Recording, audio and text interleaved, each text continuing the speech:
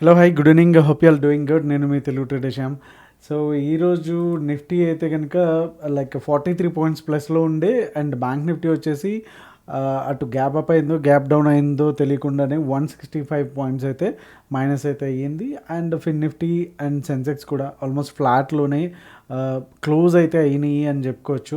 And Nifty మనం అనుకున్నట్టు ఏదైతే ఈ డే లో ఉందో దాన్ని బ్రేక్ అయితే టచ్ చేయగలిగింది, కానీ క్లోజింగ్ బేసిస్లో మనకి అంటే ఈ రేంజ్లో ఏదైతే 22,506 ఏదైతే ఈ లెవెల్స్ ఉన్నాయో ఇక్కడ క్లోజింగ్ అయితే ఇవ్వలేకపోయింది, డే లో అయితే బ్రేక్ చేయలేదు.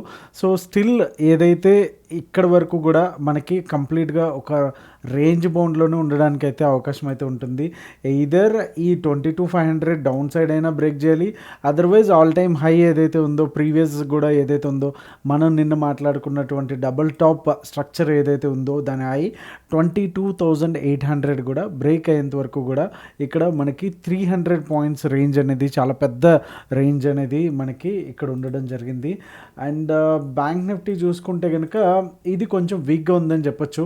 సో నిన్న అనుకున్న ఈ పిన్ బార్కి ఆల్మోస్ట్ మనం గమనిస్తే లో ఏదైతే ఉందో లో కిందనే క్లోజ్ అయితే అయ్యింది, బట్ అంత సాలిడ్ రెడ్ క్యాండిల్ అయితే రాలేదు. రేపు ఈ రేంజ్లో అంటే అంతకుముందు ఎప్పుడైతే మనకి హై లెవెల్లో రిజెక్షన్ వచ్చిందో ఆ తర్వాత ఇంకొక క్యాండిల్ తర్వాత కంప్లీట్గా ఒక గ్యాప్ డౌన్ ఏదైతే అయ్యిందో ఇంత గ్యాప్లో తీసుకొని సో తర్వాత కామన్గా ఒక 2 to 3 క్యాండిల్స్లో ఇక్కడైతే టచ్ చేసింది. సో అంత సేమ్ ఇంత రిగ్రెస్గా ఇక్కడికి వచ్చేస్తుందా అంటే కనుక మనం చెప్పలేము డెఫినెట్గా. బట్ ఏదైతే ఈ క్యాండిల్ ఉందో అంతకుముందు లెవెల్స్లో చూసుకుంటే కనుక ఈ రేంజ్లో క్యాండిల్ అయితే లేదు.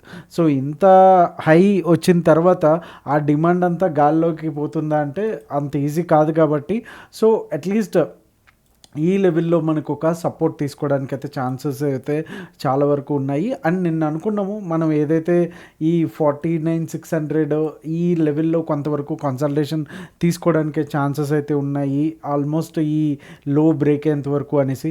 సో స్టిల్ ఇంకా లో బ్రేక్ అయ్యింది కానీ బట్ అంత స్ట్రాంగ్గా అయితే బ్రేక్ అవ్వలేదని అయితే మనకు అర్థమవుతుంది. సో రేపటికి అట్లీస్ట్ 49,000 అంటే 49,200లో క్లోజ్ అయ్యింది. క్లోజింగ్ వాల్యూ వచ్చేసి బ్యాంక్ నిఫ్టీ రేపు అట్లీస్ట్ ఒక 150-200 పాయింట్స్ గ్యాప్ డౌన్ అయితే కనుక మనకి 49,000 దగ్గర మళ్ళీ సపోర్ట్ తీసుకుని పైకి వెళ్ళడానికి ఛాన్సెస్ అయితే ఉన్నాయి. అండ్ ఒకవేళ ఇన్ కేస్ 49,000 కూడా మనకి రేపు క్లోజింగ్ బేసిస్లో అంటే క్లోజింగ్ 49,000 బిలో వస్తే కనుక డెఫినెట్గా మనం ఇలా సెల్లింగ్ ప్రెషర్ అనేది మనం చూడడానికి అయితే అవకాశం ఉంటుంది. బట్ రేపైతే 49,000 ప్రొటెక్ట్ చేయగలిగితే కనుక మళ్ళా కొంతవరకు కన్సల్టేషన్ అయ్యేదానికే ఛాన్సెస్ అయితే ఉంటాయి. సో ఒకసారి లోయర్ టైం ఫ్రేమ్ అలానే ఈరోజు BTS ఏమి ఇచ్చాము అలానే ఓఏ డేటా ఏం చెప్తుంది అనేది చూసేద్దాం. సో లైక్ బటన్ అయితే స్మాష్ చేయడం అయితే మర్చిపోద్దు. So Nifty 15 minutes time frame చూసుకుంటే కనుక 22,680 నుంచి 630 వరకు అంటే ఆల్మోస్ట్ ఒక 50 పాయింట్స్ వరకు కూడా మనకి కంప్లీట్గా no trade zone or scalping zone అని చెప్పొచ్చు. ఇన్ కేస్ ఒకవేళ చిన్న గ్యాప్ డౌన్తో ఓపెన్ అయితే కనుక 631 ఆర్ 620 కూడా మనకి ఏదైతే ఈ లెవెల్ ఉందో ఇక్కడ నుంచి ఒక బౌన్స్ తీసుకోవడానికి అయితే ఛాన్సెస్ అయితే ఉంటాయి. బట్ ఇమీడియట్గా మార్నింగే పెద్ద గ్యాప్ డౌన్ ఓపెన్ అయ్యి 620 కూడా ఓపెన్ అయ్యింది అనుకుంటే కనుక ఈ లెవెల్ కూడా బ్రేక్ అయిపోయింది అనుకుంటే కనుక డెఫినెట్గా మనకి నెక్స్ట్ ఏదైతే ఫస్ట్ టార్గెట్ అనుకుంటున్నామో 568 వచ్చేసి ఫస్ట్ టార్గెట్, అలానే సెకండ్ టార్గెట్ వచ్చేసి 521గా అయితే మనకి ఇక్కడ కనిపిస్తుంది. అలానే ఇన్ కేస్ ఒకవేళ గ్యాప్ అప్ అయితే కనుక ఇక్కడ నుంచి ఈ జోన్ నుంచి కూడా ఏదైతే ఈ విక్స్ కానీ ఈ టైల్స్ కానీ ఈ స్టిక్స్ కానీ ఉన్నాయో ఈ ఏరియా నుంచి అంటే 680 నుంచి 700 వరకు ఇక్కడ నుంచి కూడా మనకి ఒక రిజెక్షన్ రావడానికి ఛాన్సెస్ ఉన్నాయి. కాబట్టి కొంచెం చూసుకొని ఇన్ కేస్ ఒకవేళ గ్యాప్ అప్ అయితే కనుక 700 క్లియర్ అయిందా లేదా అనేది చూసుకోవాలి మనం. 700 లెవెల్ పైనే కనుక మనకి 15 మినిట్స్ క్లోజింగ్ ఇస్తే సో మనకి వచ్చేసి ఫస్ట్ టార్గెట్ వచ్చేసి 740, 22,740 వచ్చేసి మనకి ఫస్ట్ టార్గెట్గా ఉంటుంది. అలానే సెకండ్ టార్గెట్ వచ్చేసి 22,761 వచ్చేసి సెకండ్ టార్గెట్. అలానే నెక్స్ట్ లాస్ట్ టార్గెట్ వచ్చేసి 22,780 వరకు కూడా మనకి ఉంటాయన్నమాట.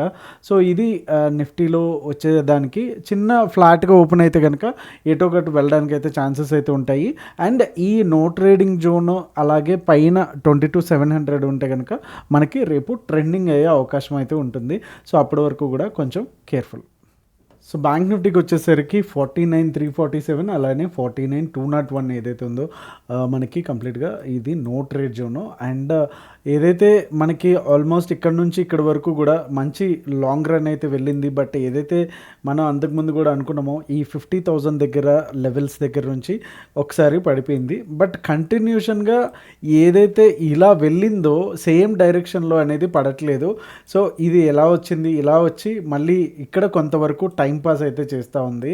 సో ఈ లెవెల్ దాటి రేపు కూడా ఇన్ కేస్ ఒకవేళ మనం అనుకున్నట్టు ఇందాక మనం చెప్పుకున్నట్టు పెద్ద గ్యాప్ డౌన్ ఓపెన్ అవ్వాలి, ఒక 30-40 పాయింట్స్ కాకుండా స్ట్రైట్ అవే ఇక్కడ 150 పాయింట్స్ 49,000 దగ్గర కానీ 49,000 కట్ ఇట్. సో 49,100 దగ్గర కానీ లేకపోతే 49,000 దగ్గర కానీ ఇక్కడ స్ట్రైట్ అవే ఒక క్యాండిల్ కూర్చుని ఉంది అనుకుంటే కనుక డెఫినెట్గా ఇక్కడ నుంచి ఒక ఫైనల్ సపోర్ట్ అయితే తీసుకెళ్ళడానికి ఛాన్సెస్ అయితే ఉంటాయి. అప్పుడు మనకి ఇంకా కన్ఫర్మేషన్ ఏంటంటే నెక్స్ట్ మండే ఆర్ ఎక్స్పైరీ వరకు కూడా మళ్ళీ దీన్ని ఒక్కొక్క స్టెప్ బై స్టెప్ ఎక్కడం అండ్ 50,000 క్లియర్ చేయడం అనేది జరుగుతుంది. ఇన్ కేస్ ఒకవేళ మార్నింగే 49,100 క్లియర్ అయిపోయింది, 49,000 కూడా క్లియర్ అయిపోయింది అనుకుంటే కనుక డెఫినెట్గా మనకి సెల్లింగ్ ప్రెషర్ అనేది రావడానికి అయితే ఛాన్సెస్ అయితే ఉంటాయి దీంట్లో. సో ఇన్ కేస్ ఒకవేళ 49 చిన్న గ్యాప్ డౌన్తో ఓపెన్ అయ్యింది అంటే ఒక 50-60 పాయింట్స్ గ్యాప్ డౌన్తో ఓపెన్ అయింది అండ్ సాలిడ్గా ఒక 15 మినిట్స్ క్యాండిల్ ఏదైతే ఉందో 49,200 కింద క్లోజ్ అయ్యింది అనుకుంటే కనుక మనకి ఫస్ట్ టార్గెట్ వచ్చేసి 49,000 లెవెల్స్ అయితే వస్తున్నాయి. అండ్ సెకండ్ టార్గెట్ వచ్చేసి 48,700 వరకు కూడా మనకి నెక్స్ట్ టార్గెట్ అయి ఉండడానికి అయితే ఛాన్సెస్ అయితే ఉంటాయి.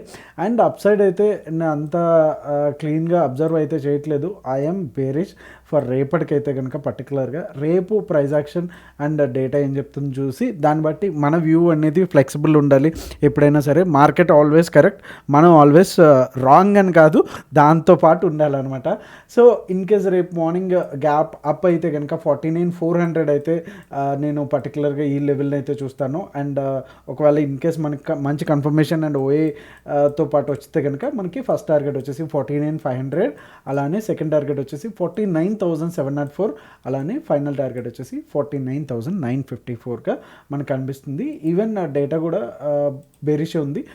BTST వచ్చేసి లైక్ ఓన్లీ ఏదైతే బ్యాంక్ నిఫ్టీ ఉందో బ్యాంక్ నిఫ్టీ ఒకటే వచ్చింది, నిఫ్టీ అయితే సిగ్నల్ అయితే రాలేదు.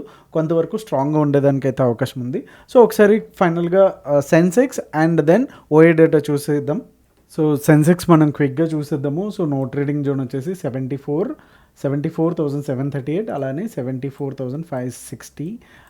ఇది కూడా సేమ్ బ్యాంక్ నిఫ్టీ లాగానే మంచి గ్యాప్ డౌన్ వస్తే తప్ప దీంట్లో ఇక్కడ నుంచి బౌన్స్ అవ్వడానికి అయితే ఛాన్సెస్ అయితే ఉంటాయి. సో ఈ లెవెల్ వదిలేసి 930 వరకు అట్లీస్ట్ ఈ 930 లోపు ఈ రేంజ్లోనే ఉంటే కనుక కంప్లీట్గా రేపు అవాయిడ్ చేసేయడం బెటర్ సెన్సెక్స్ ఎక్స్పైరీ. సో అలానే డౌన్ సైడ్ అయితే కనుక 564 దగ్గర మనకి 15 మినిట్స్ క్యాండిల్ ఉంటే కనుక మనకి ఫస్ట్ టార్గెట్ వచ్చేసి చాలా ఫాస్ట్గా ఇవ్వడానికి అయితే ఛాన్సెస్ అయితే ఉన్నాయి. 74,738 అయితే మనకి ఫస్ట్ టార్గెట్, అలానే సెకండ్ టార్గెట్ వచ్చేసి 74,204. అలానే అప్ సైడ్ వస్తే కనుక 738 దగ్గర మనం కన్ఫర్మేషన్ తీసుకుంటే కనుక లైక్ ఇది కూడా అంతే ఆల్ టైమ్ హై దగ్గర దాకా వెళ్ళింది. అండ్ ఏదైతే వీ షేప్ రికవరీ వచ్చిందో అలా అయితే రావట్లేదు, కొంతవరకు జిగ్జాగ్ అయితే తీసుకుంటుంది. సో అది ఏం చెప్తుంది అనేది మనకు అర్థం కావాలి. సో ఇక్కడ ఇంకా కన్సల్టేషన్ అయితే ఉంది. ఎంత స్ట్రైట్గా అయితే పైకి అయితే వెళ్ళిందో అంత స్ట్రైట్గా అయితే కిందకైతే రావట్లేదు, విచ్ ఈస్ టెల్లింగ్ దట్ నేను ఇంకా స్ట్రాంగ్గా ఉన్నాను ఆర్ ఎల్స్ నాకు ఇంకా ఎటువంటి డైరెక్షన్ అనేది లేదు అనేది మనకి చార్ట్ అయితే చెప్తుంది. ఎప్పుడైతే ఈ రెండు అంటే no trade zones upside and downside ఉన్నాయో ఈ లెవెల్స్ బ్రేక్ అయితే మనకి నెక్స్ట్ డే ఏంటనేది తెలుస్తుంది. అండ్ ఏదైతే డే లో ఉందో దీన్ని కూడా క్లోజ్ చేయగలిగితే కనుక మనం పొజిషనల్గా కూడా బేరిష్గా అయితే టర్న్ అయితే అవ్వచ్చు. అండ్ మనకి ఫస్ట్ టార్గెట్ వచ్చేసి 74,800 for up side and second target వచ్చేసి 907 అండ్ అలాగే ఫైనల్ టార్గెట్ వచ్చేసి 75,110 అనేది మనం చూడొచ్చు. సో మే సిరీస్ స్టార్ట్ అయింది కాబట్టి ఫస్ట్ ఎక్స్పైరీ కాబట్టి మోస్ట్లీ కొంతవరకు మార్నింగ్ కొంత లైక్ ఈ రేంజ్లోంచి వెళ్ళడానికి కష్టపడుతుంది. In case small gap up or gap down అయితే కనుక, హ్యూజ్ అయితే కనుక డెఫినెట్గా మనకి బయింగ్ సైడా ఆర్ షార్ట్ సైడా అనేది క్లియర్గా తెలిసిపోతుంది. బేర్స్ స్ట్రాంగ్గా ఉన్నారా, బుల్స్ స్ట్రాంగ్గా ఉన్నారా అనేసి. బట్ చిన్న గ్యాప్ డౌన్ వస్తే కనుక మనం ఇరుక్కుంటాము ఇక్కడ. సో ఎవరైతే బయ్యర్స్ ఉంటారో డెఫినెట్గా కొంచెం కాషియస్గా ఉండండి ఈ పర్టికులర్గా ఈ లెవెల్స్లో. ఇదే కాదు బ్యాంక్ నిఫ్టీ అండ్ నిఫ్టీ లెవెల్స్లో కూడా. సో ఒకసారి క్విక్గా ఓఏ డేటా చూసేద్దాం. సో ఓఏ డేటా చూసుకుంటే కనుక వీక్లీ అయితే కనుక 25.3 ఉంటే 19 ల్యాక్స్ ఉంది, 25 ల్యాక్స్ ఏమో ఇది ఉంది వీక్లీది. అలానే May month end, July month end ఓవరాల్గా చూసుకుంటే కనుక 4.41, 4.80. ఇక్కడ కొంచెం మనకి ఇంట్రెస్టింగ్ థింగ్ ఏంటంటే వీక్లీ సైడ్ వచ్చేసి 25 లక్షలు ఉంటే ఇక్కడ 19 లక్షలు మాత్రమే ఉంది. ఆల్మోస్ట్ 6 ల్యాక్ అయితే ఇక్కడ పెండింగ్ అయితే ఉంది. సో పుట్స్ సో రేపు గ్యాప్ డౌన్ అవడానికి ఛాన్సెస్ అయితే ఉన్నాయి. బట్ ఓవరాల్గా డేటా చూసుకుంటే ఏదైతే మంత్లీ వైజ్ డేటాగా చూసుకుంటే కనుక పుట్ సైడే ఎక్కువ ఉన్నారు. సో ఇక్కడ కొంతవరకు ఎగ్జాక్ట్గా మ్యాచ్ అయితే అవ్వట్లేదు. సో ఇన్ కేస్ ఒకవేళ స్మాల్ గ్యాప్ డౌన్ అయినా సరే మళ్ళీ రివర్సల్కి వెళ్ళడానికి ఛాన్సెస్ అయితే ఉన్నాయి. అంటిల్ అన్లెస్ ఈ డేటా చేంజ్ అయ్యేంత వరకు కూడా మనం దీన్ని బిలీవ్ చేయడానికి అయితే లేదు. సో అందుకని రేపు అయితే గ్యాప్ డౌన్ అయితే కనుక డెఫినెట్గా మళ్ళీ బౌన్స్ అవ్వడానికే ఎక్కువ వరకు ఛాన్సెస్ అయితే ఉంటాయి. అండ్ పీసీఆర్ రేంజ్ వచ్చేసి 1 ఉంది కాబట్టి విచ్ ఇస్ బేరిష్.